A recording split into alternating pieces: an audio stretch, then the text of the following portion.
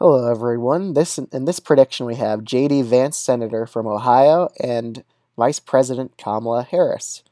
This is a 2028 election prediction. This is assuming it's another 4 years of Joe Biden. So again, it's going to be a lot of momentum going towards the Republican Party because it's very hard for a party to hold onto the White House for 12 years.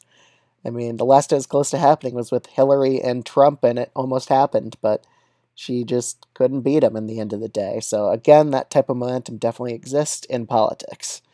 Okay, let's start off with safe states, and the first one is Colorado. I just don't think it'll be competitive at all in 2020. It'll probably be like a D+15 state at least by then. In Iowa and Ohio, these states are just not going to be competitive, especially against Harris, who's just very unpopular in the Rust Belt, and considering Republican trends in both these states, they're always shifting by 2 points every election cycle.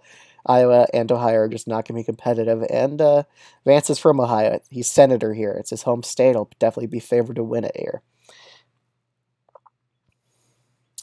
In Texas, with Vance, even with Harris, I think it's likely just because I think she'll be kind of unpopular in this state.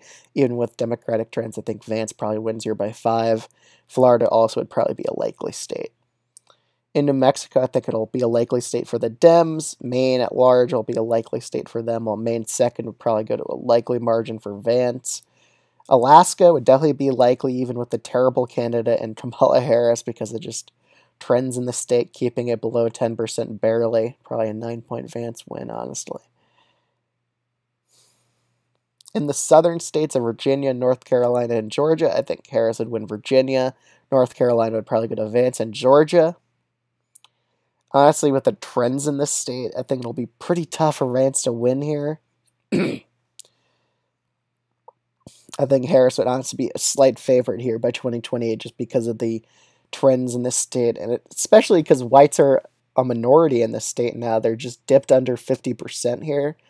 I just think that the expanding Georgia suburbs and Atlanta, that'll just definitely help Harris come out to a victory, even if she's unpopular with independent voters. I just think Georgia's becoming more and more Democratic.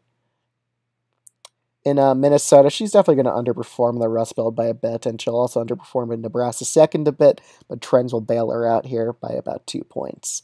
In New Hampshire, I also think this state would probably go to Harris by about 2. Again, Vance is pretty socially conservative. Okay. Nevada and Arizona.